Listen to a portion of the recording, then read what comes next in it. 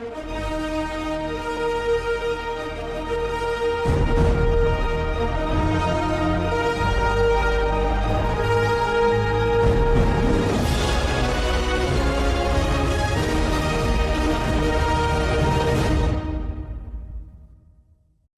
hey everybody. Thank you ever so much for for using this video. I appreciate it. This is the Fightback Media Guide to Winning Online in 2026. My name is Willie Lawson. I have been the host of the Morning Report for the past few years of Fightback Media since 2016 or so. And I thought that, through me scrolling through social media, it was time to have sort of a come to Jesus meeting with conservatives and Republicans about their effectiveness online. Because what we know is that the left is very, very good, very, very good at such things. Um, I knew that we were behind the eight ball. Some of you might remember this when John McCain, as a Republican nominee, said he'd never sent an email. Oh my God, he'd never sent an email. I knew that we were cooked because I was getting, and I have been and still am on that Obama for America mailing list since it came out, and their website was bangers. All their email stuff was bangers. All their social media stuff early was bangers, and we were, I don't know, using smoke signals. But we can learn and we can grow and we can get better. So this video series is about just that. It's a guide to winning online in 2026. Some of the things that we're going to talk about are what not to do, and you're going to fight them tooth and toenail. But we also have some things on what to do and how to be effective. Again, my name is Willie Lawson. I hope you enjoy this video series. All right, now here's the thing that really gets my goat. What we have to do is stop. This is the first module in this session. Stop playing middle school games. How personal attacks, ad hominem attacks, actually weakens our online strategy. Now, I know when you want to say something mean, you want to say something like they say things. I mean, they throw a rock, we want to throw a boulder. I understand the gut reaction, but it actually weakened our strategy. You know what? In the book, Rules for Radicals, the whole idea the left is trying to make the people on the right, stand up to their and to the things that they say they're going to do. And basically, Alinsky says that they can no more do that than Christians can stand up for Christianity. So what they do is they get you in this pit of middle school nonsense, and they beat us to death with their experience. So let's not do that. Let's not do that. So the overview for this first module is this. In politics, insults do indeed spread faster than facts. A joke about someone's belly, their bald spot, their crooked nose, their bad haircut will travel 3 times farther and faster on social media than a dry chart about deficits.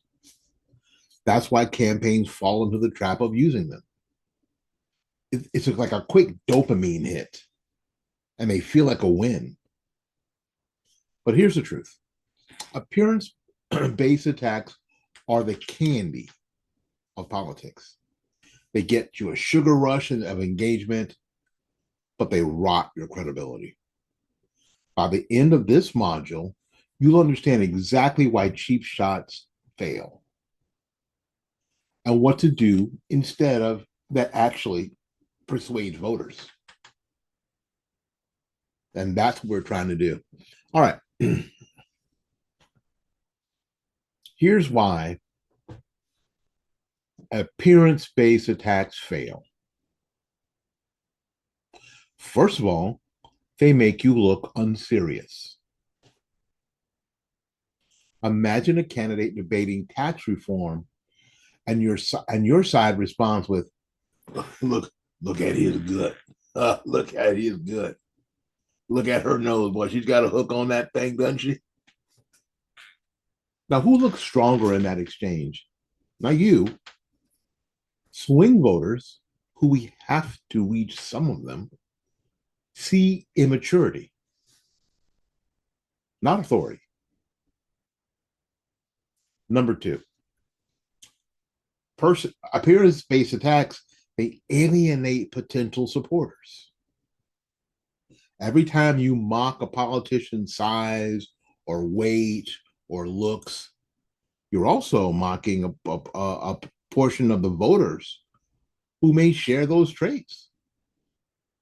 The insult doesn't stop at the politician, it spills onto the audience.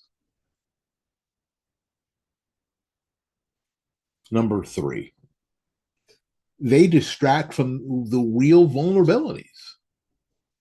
The time you spend joking about someone's pant size uh, is the time that you didn't spend about talking about their tax hikes or their botched budgets or broken promises or whatever else. You're letting them skate past the real damage they've done.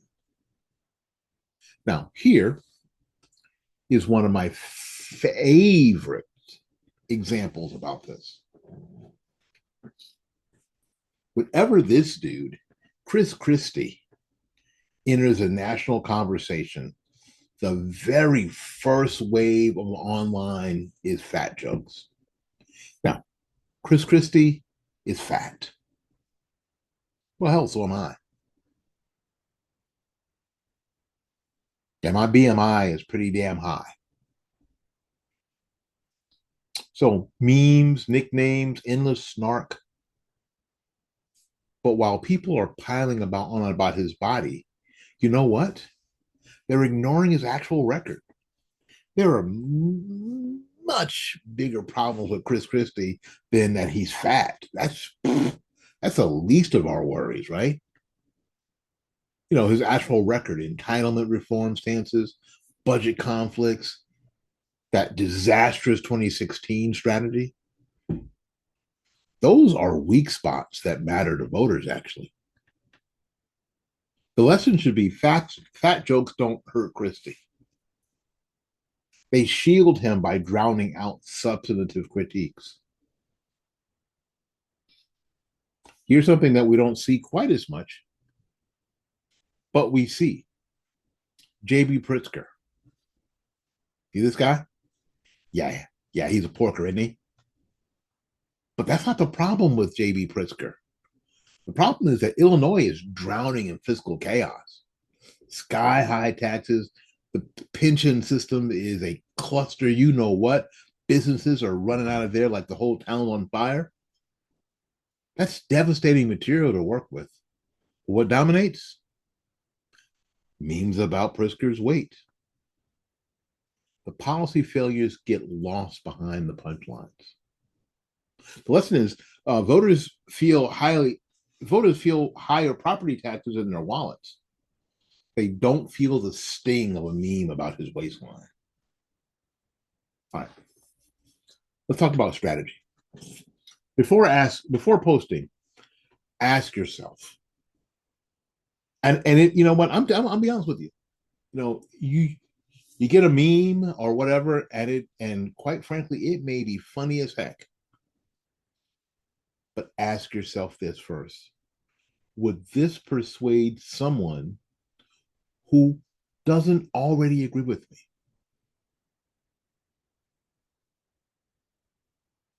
Think about that first before you hit the enter button or press the mouse button. Before you click the button, would this persuade someone who doesn't already agree with me?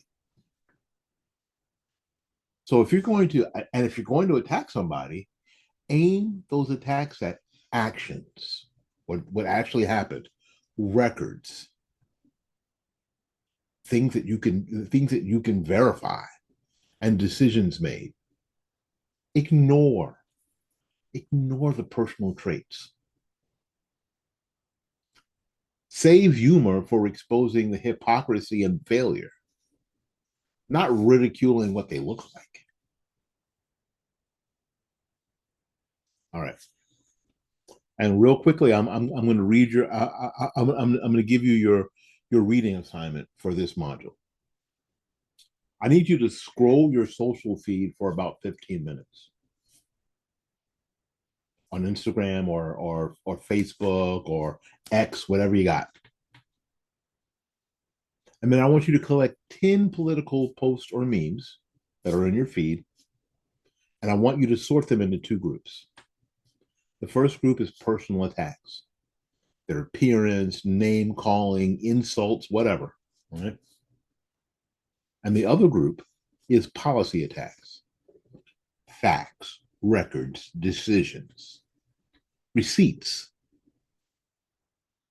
And then ask yourself which category would persuade an undecided voter. And then write down your reflection. Did you find more candy, insults, or more substance?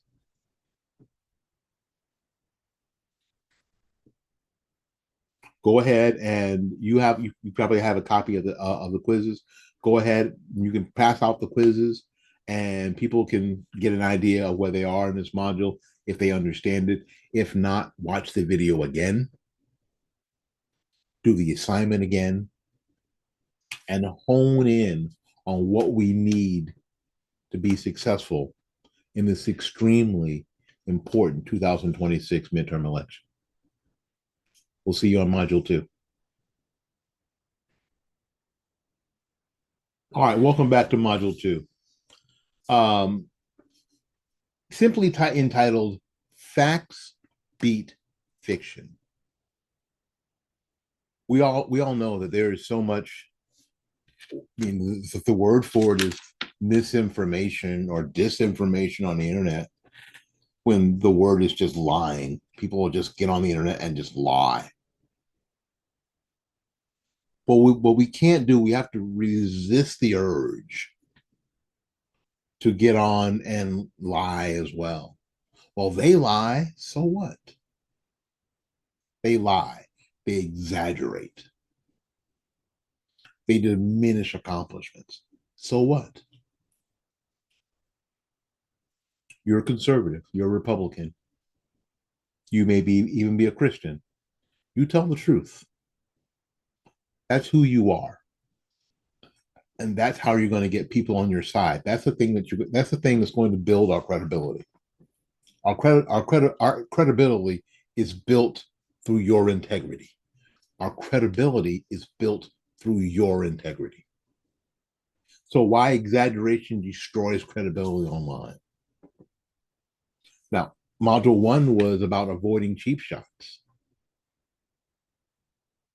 This module is about avoiding cheap numbers. Exaggeration is the quickest way to light yourself on fire online. Why? Because the fact checkers and opponents are always waiting to catch you stretching the truth, which means lying. One inflated claim can erase months of credibility. So the good news is that you don't need to exaggerate. Real numbers are almost always shocking enough on their own. So when we get done with this module, hopefully you'll know how to spot exaggeration traps, source and use credible numbers, package facts so they travel online just as far as fiction. You see, a lot of us think that, when you exaggerate something, it catches somebody's attention, right? But what it does, it has ammo. It hands the ammo to the fact checkers. One bad stat, and you've given your opponent a free talking point. See, they lie. It doesn't matter if you're right 99% of the time. It doesn't matter. The 1% exaggeration becomes the headline, doesn't it? Yeah, you're saying, well, that's not fair. I know. That's what I'm telling you. And of course, then it detracts from the real problem. Crime has tripled overnight. Pretty easy to debunk. When you say violent crime rose 18% in 1 year, they got to really go after that. If that's the truth, it's hard to dismiss that. The real number may be less dramatic, but it sticks. Again, exaggeration undermines trust. If your followers catch you inflating the truth, even by accident sometimes, they'll doubt your future posts. Credibility, it's slow to build, but it's fast to burn. Let's talk about, we were talking about crime statistics. A viral post claimed that crime has tripled overnight in Chicago. The claim spread like wildfire. Within hours, every fact-checking outlet debunked it. I remember that. The real increase, 17% year over year. Not that 17% year over year is good. As a matter of fact, it's horrific. It's terrible. It's dangerous. It's scary. It's frightening. It's all those things. But the exaggeration gave opponents an easy out. Fake news, right? Let's go back all the way back to 2024. Some voices claimed that the U.S. deficit was spiraling out of control into the hundreds of trillions of dollars. That hyperbole was mocked. But the actual Congressional Budget Office projection of $22.6 trillion, and it's more than that now that you're watching this video, over the next decade was pretty alarming on in itself. Stick to the official numbers. Frankly, they're devastating enough without embellishment. Here's the strategy, and I have to give you a strategy every single time. How are we going to work this? How are we going to learn about this? Do your damnedest to always source from credible outlets. The CBO, the Census Bureau, the FBI, state budgets. You can go and you can find the state budget, right? Use those numbers. You can simplify stuff without distorting it. Sometimes it takes work. Actually, all of this takes work, frankly. Translate a 200-page report into 3 killer stats. Make sure that they're correct. And if you post a number, show where you got it. Keep screenshots handy. Show where that number came from. Here's our rule of thumb. Because we're going to do something that mainstream media doesn't do. If you can't back it up in at least one link, don't post it. Don't. Because this has to do with credibility. It has to do with your integrity building our credibility. Your integrity building our credibility, as well as your own. Here's your assignment. Take one exaggerated claim you've seen online. Like, for instance, the dollar collapsed overnight. Crime has tripled. Unemployment is at an all-time high or an all-time low. Research the real stat using official sources. And then do this.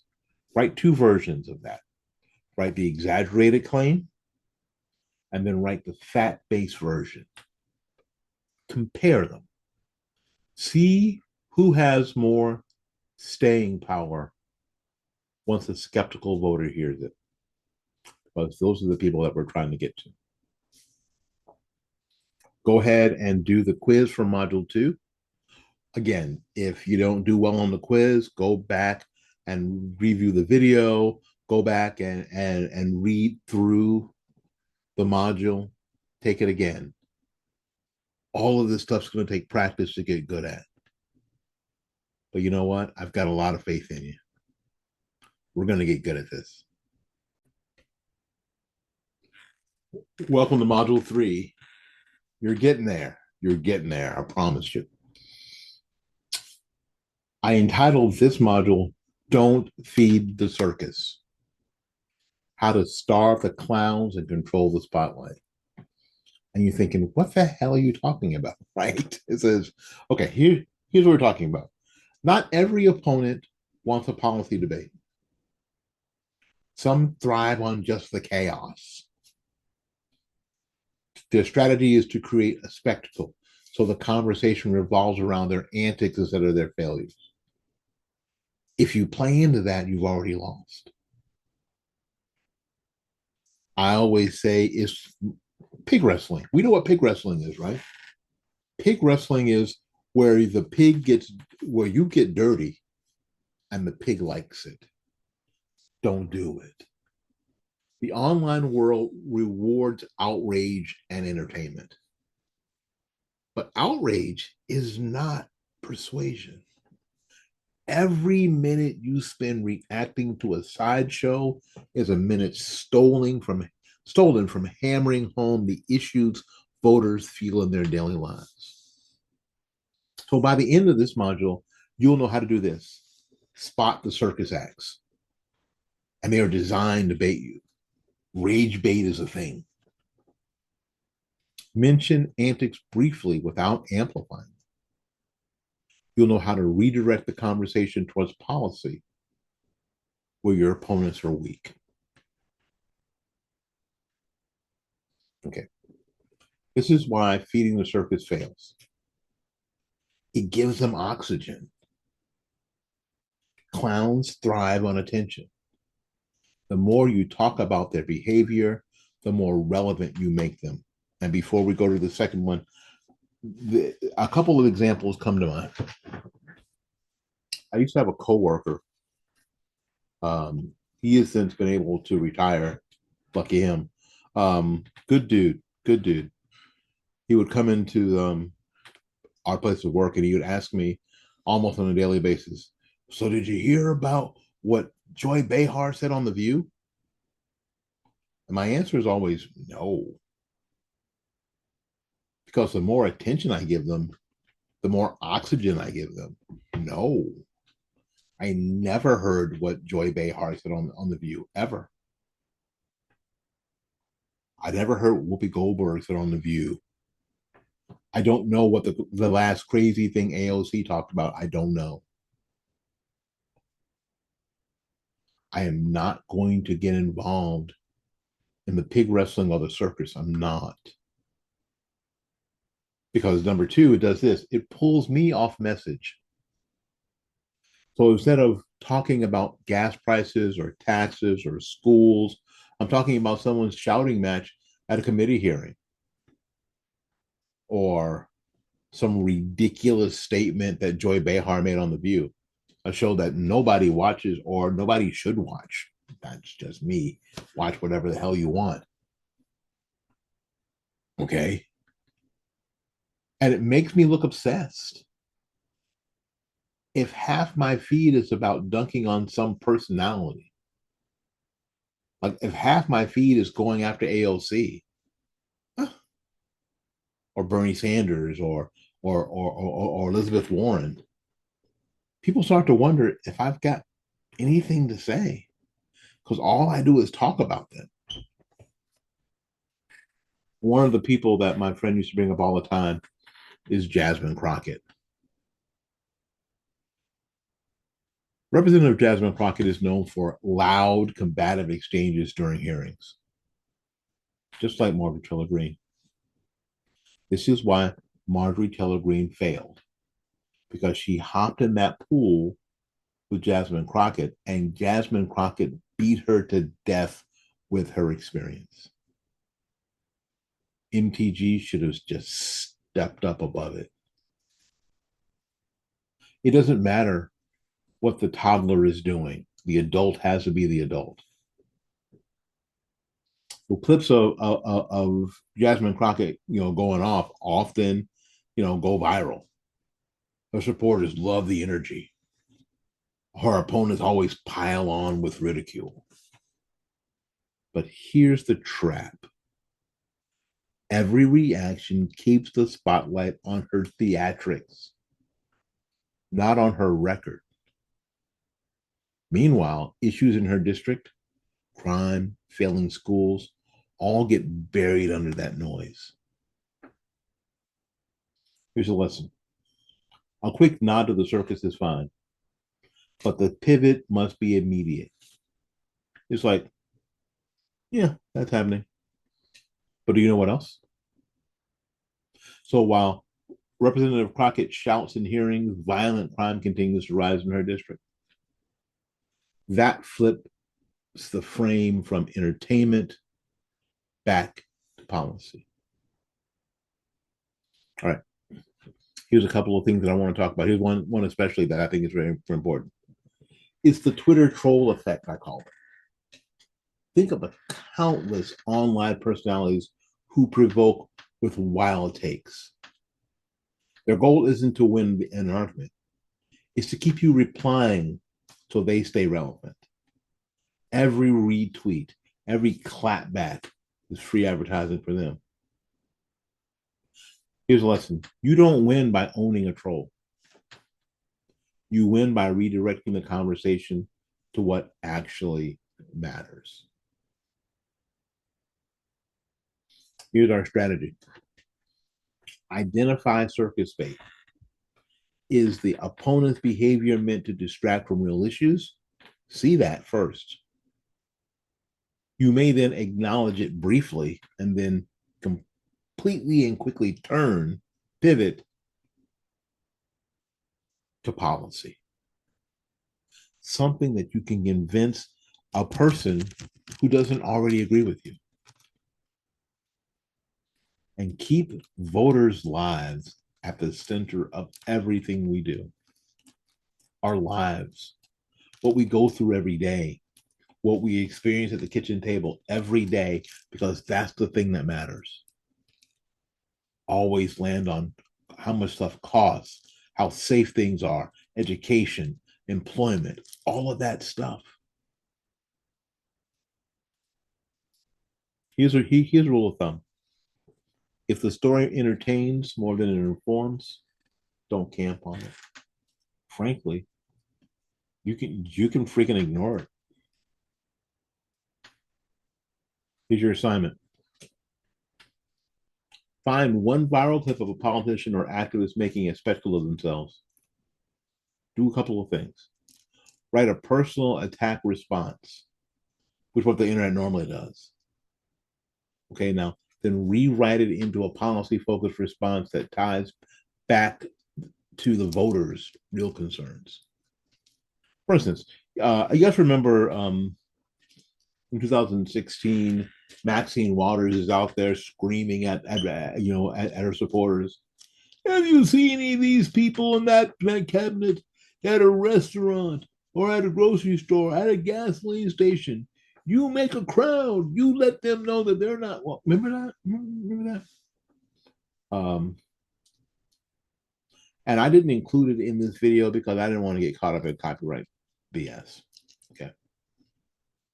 So take those and compare and go ahead and write a personal attack response, and then rewrite that into a policy focused response that ties back to voters' real concerns. Like but what's going on in your district all these years, Maxine? What's actually happening to the people that you're supposed to be representing? Compare the two. Which one will persuade someone who's outside of your bubble? Well, which one will persuade the person who doesn't already agree with you? Do the quiz. Do the whole thing. If you don't do well on the quiz, go back, read the unit again, watch the video, and practice. I am a musician by trade, so practice is my thing. Here's the key takeaway for this module. You don't beat clowns by juggling with them. You beat them by turning the spotlight away from their antics and onto their record. Join us for Module 4.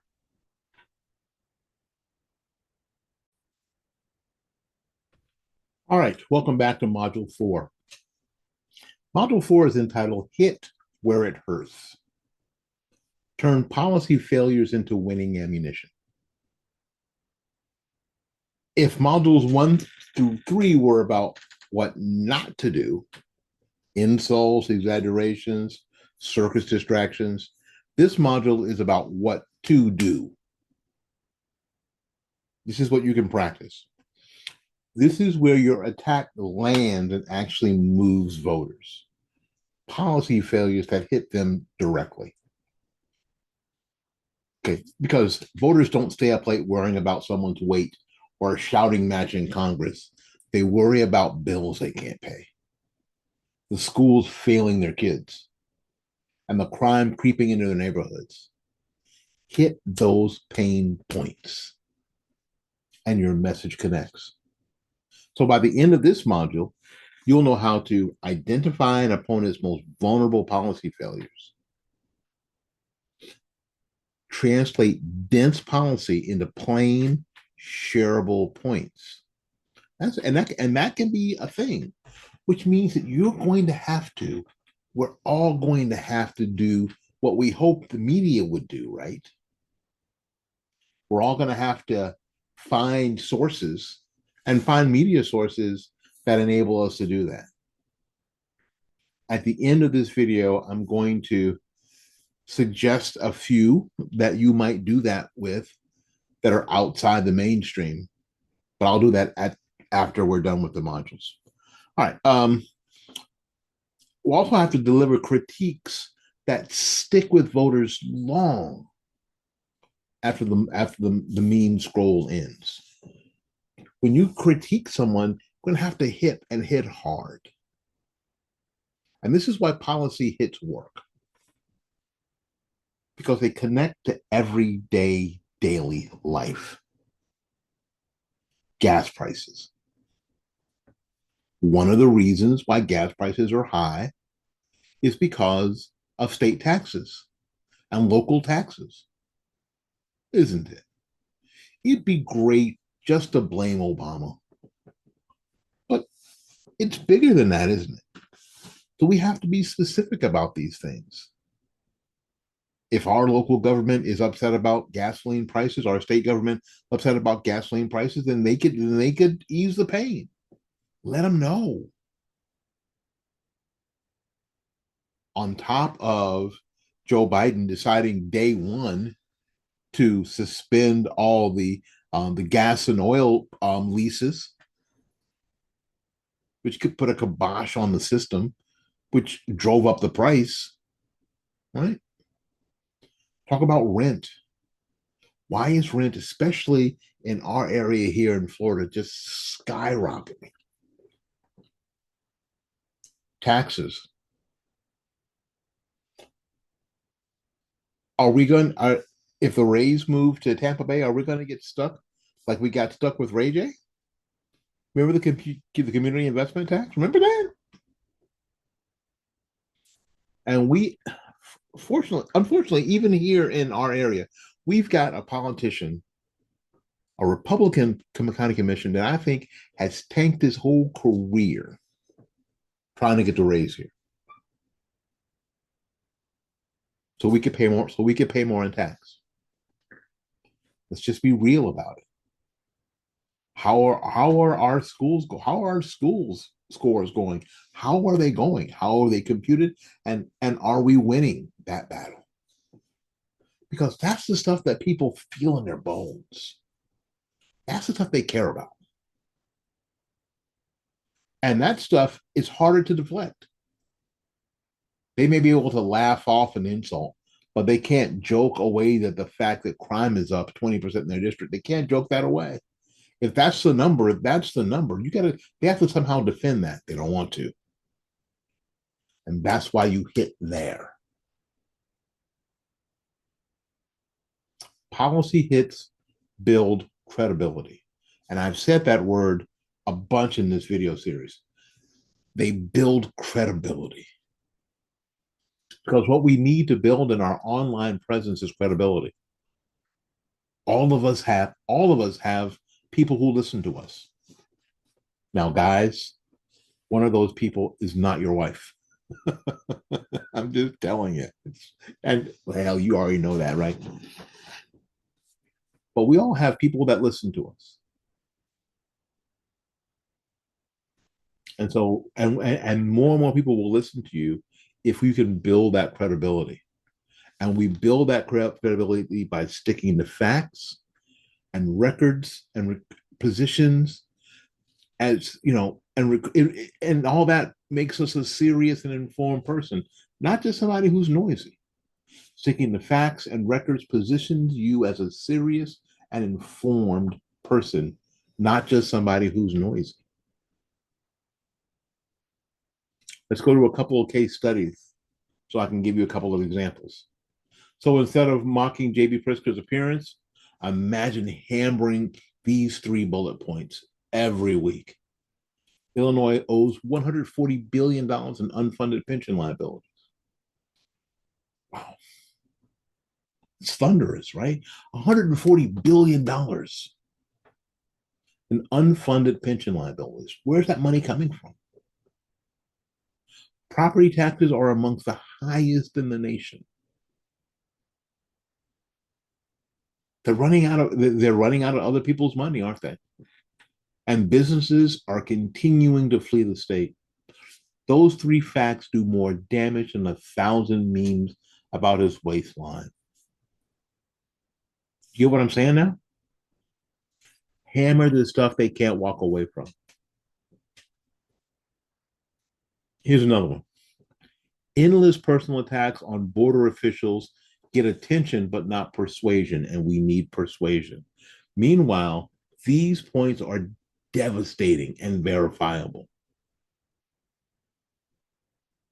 Now, these are before the current administration. This was for the last administration. Border encounters hit record highs in 2 years in a row. That's verifiable. Cities are overwhelmed by the cost of migrant housing and services. Even the big cities, even New York and Chicago, overwhelmed by the cost of migrant housing and services. And of course, criminal activity linked to cartel smuggling has surged. These are numbers and realities that voters will not ignore. Here's our strategy. Boil it down. We're going to have to learn to take complex issues and shrink them into 3 clear points. Find a way to visualize it. Use charts and infographics or short videos. Policy becomes memorable when it's seen. And the most important thing, repeat it. Voters remember what they hear often. Keep hitting the same weak spots until they stick. Now, I was thinking about this point. My pastor often says this. He says, like, he'll start on something on the first week of the month, and he says, I should probably do the very same thing next week. And frankly, he should probably do the next thing, the very same message for the next 15 weeks. Because it takes a while to hear everything. It takes a while to digest everything. He should do 2 messages a year. 26 weeks of one and 26 weeks of the other. Maybe we'll get it. So repeating things is okay. Here's your rule of thumb. If it doesn't connect to somebody's wallet or their safety or their children, it probably won't connect to their vote. Here's your assignment. Choose one opponent you expect to face online in 2026. Research their record. Pick somebody. Republican, Democrat, Independent, Green Party, Socialist, Democrat, whatever. Research their record and then write down 3 weak points that one directly impact voters. Like I said, taxes, safety, schools, jobs can be stated in one sentence. Kathy Castor killed the cigar industry in Tampa. Wow. Can be backed by a credible source. Congressional record. Bring those 3 points into your online toolkit. All right, do the quiz. Do the quiz. Again, one more time. Do the quiz. If you do well, fantastic. Congratulations. If you don't do well, go back and read again. Watch the video again. Here's what I'm going to take away from this module.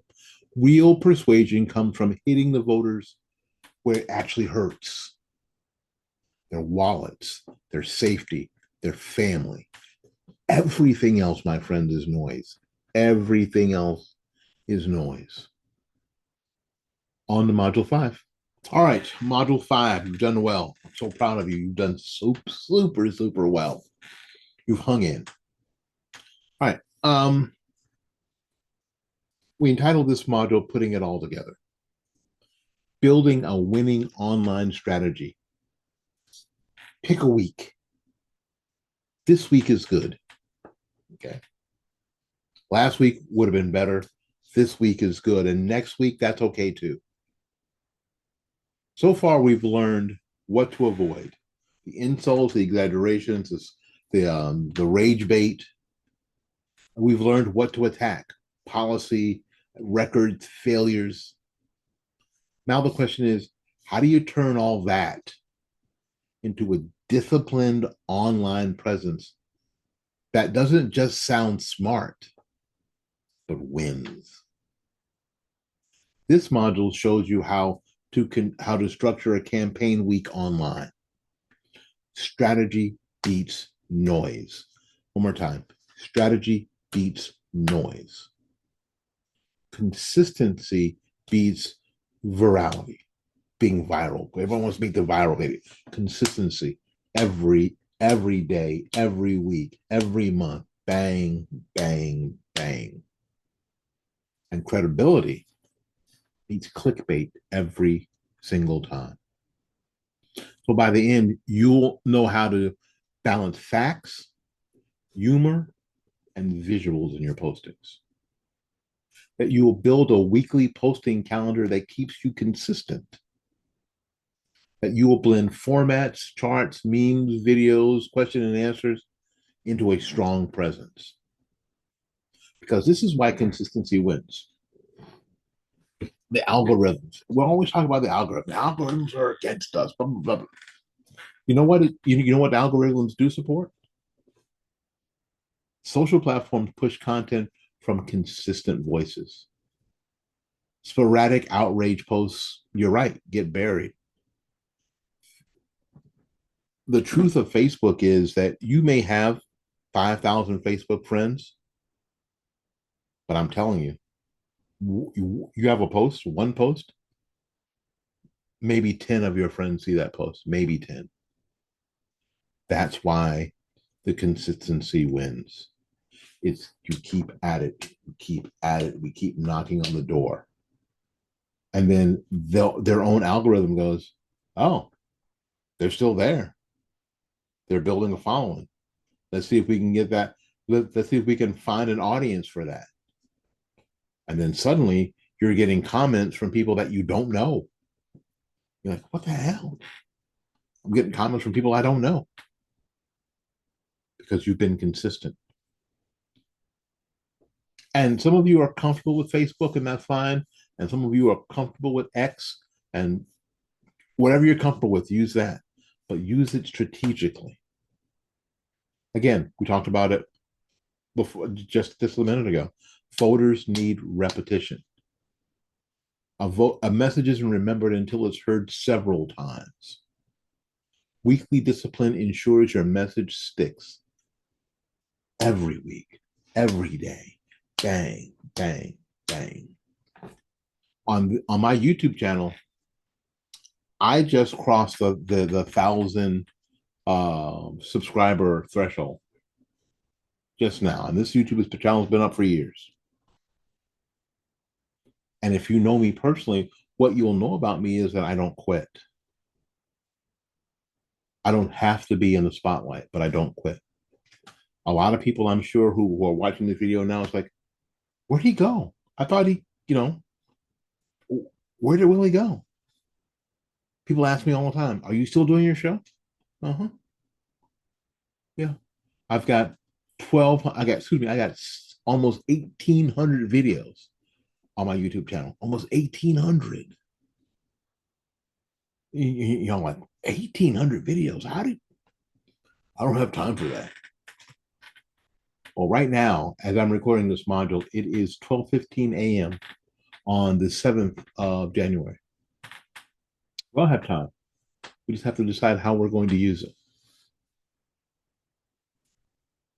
And consistency builds, here's the word again, brand credibility. When your posts always lead with facts and they're focused, people begin to trust your voice. That's persuasion currency.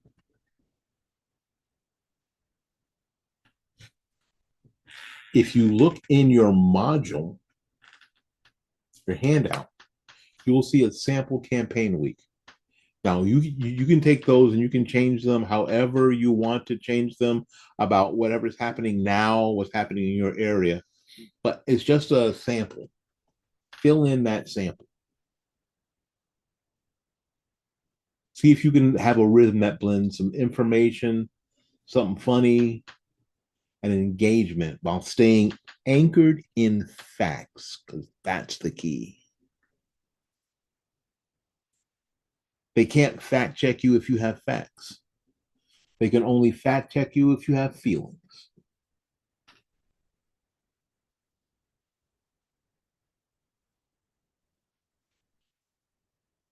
All right, here's a case study for two particular campaigns. Campaign A spends all week posting insults and viral memes and clapbacks. They will get engagement, but most of that engagement will be from the people that already agree with them. Useless.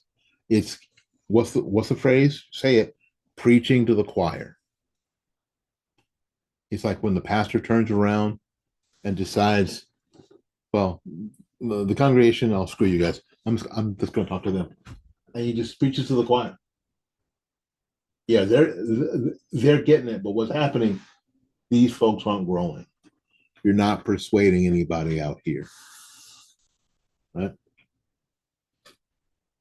Campaign B posts daily fact-driven content with charts, short videos, weekly question and answers. They build a following of undecideds and maybe even get cited by local press. Insults indeed make noise. Strategy builds power. Now, in all of this, I'm not expecting you, any of you individually, to be able to do this on your own. What I'm hoping that you do, this is very important. What I'm hoping that you do is that 4, 5, 6, 7 of you get together and decide that you are going to do all of this. You're going to split up the tasks and you're going to do this and you're going to make a difference in your circles. That's what I'm hoping that you do, because it's very important. I'm going to be blunt with you right here.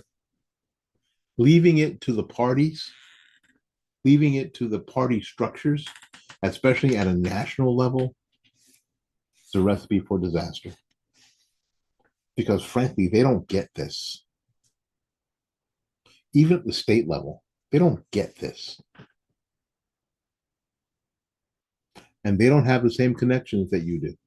They don't have the same connections with with with people with the undecided that you do. They don't have the same powers of persuasion that you do. So I'm hoping that a bunch of you get together in little groups of 4, 5, 6, or 7 and start making this happen in our area.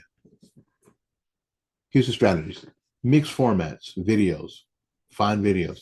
If you can figure out how to save videos either on your phone or on your computer, save them, tuck them away. Infographics, tuck them away. Memes, tuck them away. Live quick Q&As, tuck them away. All to be used later in some strategy. Stick to one theme per week. This is a great way to get started. This week, you get together in your group, you know, we're going to talk about the economy. And then you hammer that week. You hammer it. And then maybe the next 1 week is education. You know when that works great? Right before school starts. Because people are thinking about it. They're thinking about their kids, right? Right now, a week of this is your border.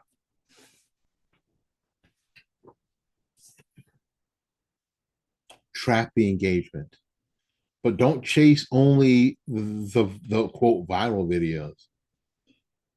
Look what earns shares beyond your base. Don't look for just y'all just you know engaging. Find the people who you don't know who are somehow engaging now in your content. Because here's rule of thumb: the goal isn't applause today; it's persuasion by November.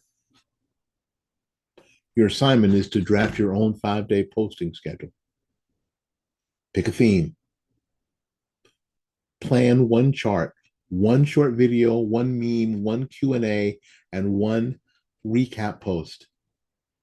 Keep every post free of insults and exaggeration. All right.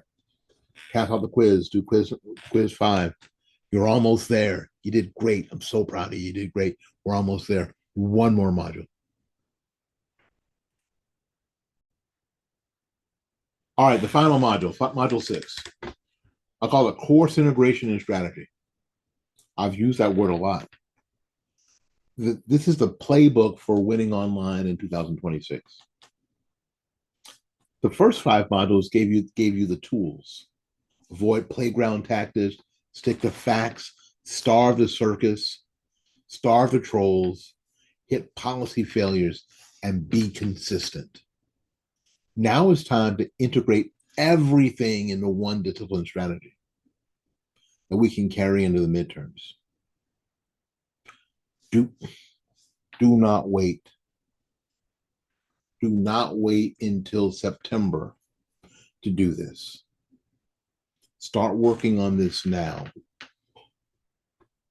See if you can get something done by anything done by next week. Remember, done is better.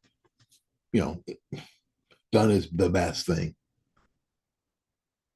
Done is better than perfect.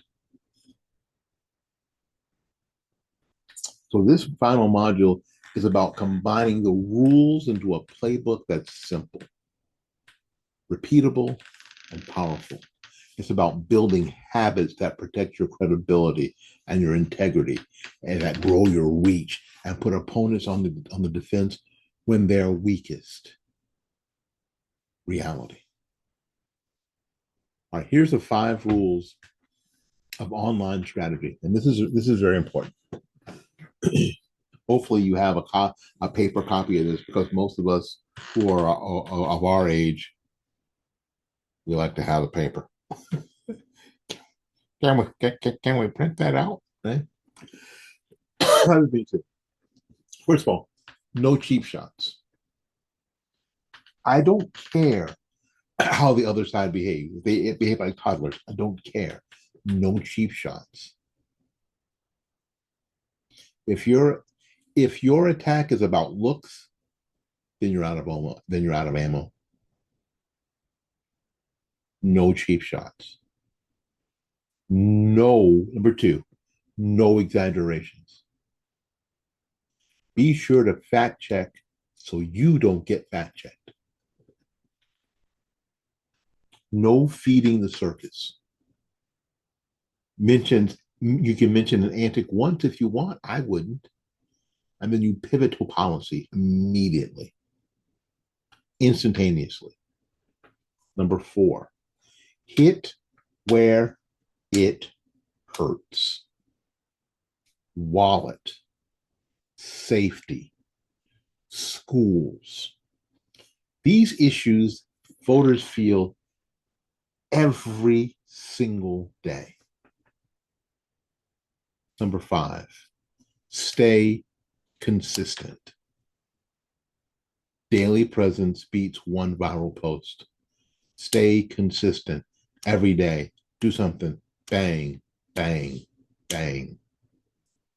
Keep tapping on the wall.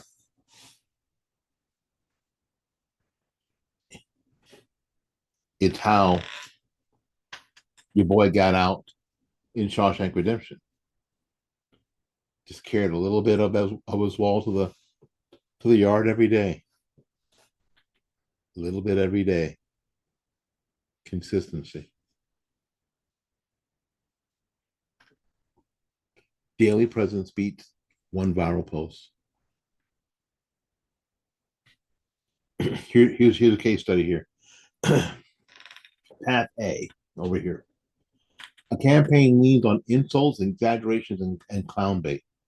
They go viral now and again, but they struggle to move the undecideds because people look at them like you're not any better or any different than them over here. You're doing exactly the same thing. You're saying exactly the same thing. If someone's actually looking for something to trust to make a decision, if you are participating in insults and exaggerations and clown bait, you're missing the opportunity to persuade them. And so they've written you off as unserious too. And they drop out, and that's the worst thing that could happen. Here's path B. A campaign posts fact-based critiques daily, sticks to one theme a week, and builds trust with charts, videos, Q&As. By October, they may even be cited in local media and trusted by undecideds. Because what they see is that you're different. You're actually doing what you say and behaving in a way that they can trust. Providing them with verifiable information. Now, I'm not saying you have to turn your house into Fox News or some of the others I'm going to mention here after this module. You don't have to, but you can use them. Here's the lesson from this is that viral moments burn quickly. Consistency builds staying power. Okay, here's if you're looking for more practical integration, here it is. Pick one issue a week because that makes things a lot easier. There's so much flying at us at 1,000 miles an hour, warp speed. Pick one thing. Pick inflation, for example, or education or the border. Build your content around that one thing that week. Then apply the figures, the filters. No cheap shots, no exaggerations, no circus oxygen. Mix up your content, a chart, a video, a meme, a Q&A, and then when you get done, measure your impact. Are your posts getting shared by beyond your base? Now, your posts should be shared by your base too. This is something that we forget. The people who agree with you should also share your posts, especially if they fit the criteria. They're not insults, they're not exaggerations, they're not cheap shots. people in our circle should share those posts. Put them out there on your page. Put them, put them in your Instagram feed. Put them in your reels. Put them on your TikTok. TikTok. I hadn't mentioned TikTok. Put them on TikTok. Here's rule of thumb. Again, ask yourself before you post it. Does this post persuade, or does it just entertain my own side? Your assignment: draft a 7-day online strategy calendar. Each day should have one clear post tied to your weekly theme. You should have at least one fact or stat from a credible source: CBO, the Census Bureau, somebody. There should be no personal insults or exaggerations. All right, do the quiz. Here's the takeaway. This isn't about being the loudest voice in the room. It really is about being the most disciplined. Stick to facts. Hit where voters feel it and stay consistent. That's how we win the online battle in 2026. My name is Willie Lawson. Thank you ever so much.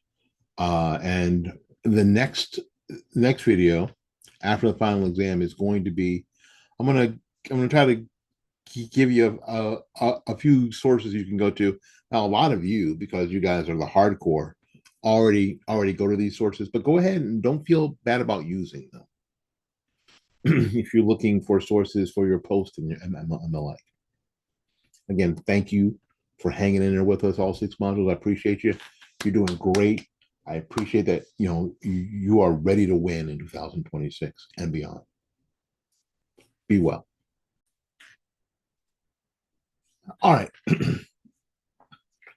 A question that I get all the time is, so where do you get, talking to me, where do I get my information? Well, I get my information from a lot of different sources. My friend Kevin Bass said to me years ago, do this: read your news instead of watch it. Read your news instead of watch it. So one of the places, that's my go-to place is townhall.com.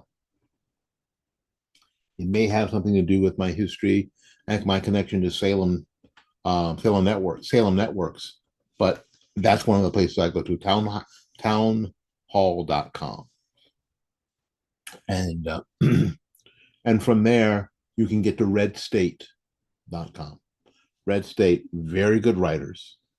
One of the people from Red State has moved on to townhall.com. He's a friend of mine. His name is Jeff Charles. Jeff Charles, very, very good writer. So you want to do that. I also get a copy. I get a newspaper copy of the Epic Times. Incredibly good information, solid credibility there. And here's the deal: whenever somebody's talking about a bill that may be in the House or the Senate, whether it be state or federal, you can go to the congressional record and read it. Find out the text of the bill. You can go to Google and just type in the name, not the name of the bill, but the bill number. HR 127, whatever. Read the text of the bill. Not just the synopsis, but read the text. Read the synopsis too, because sometimes the text is thousands of pages. Unfortunately, we're doing a lot more investigative reporting on our own than we ever expected that we would do, because media, especially television media and even radio media, simply can't be trusted. And we're finding out some of the people that we thought we could trust, we cannot. So a lot of this information I just find out on my own. And if I find out on my own, you can find out on your own as well. Townhall.com, Red State, Epic Times. Those are three that you can start with. Can you find out any good information on local information from the local papers? Yeah, but you better verify it before you use it. Especially in our area here, we're talking about the Tampa Bay Times. You know what I'm saying? Hard. It's hard to say it's a hard pass because they do a lot of local stories.